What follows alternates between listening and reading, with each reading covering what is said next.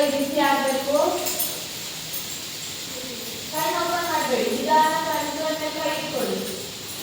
ಈಗ ನಿಧಾನ ಕೈಗಳನ್ನು ನೋಡ್ತಾ ಕಣ್ಣು ಓಪನ್ ಮಾಡಿ. ಇವಾಗ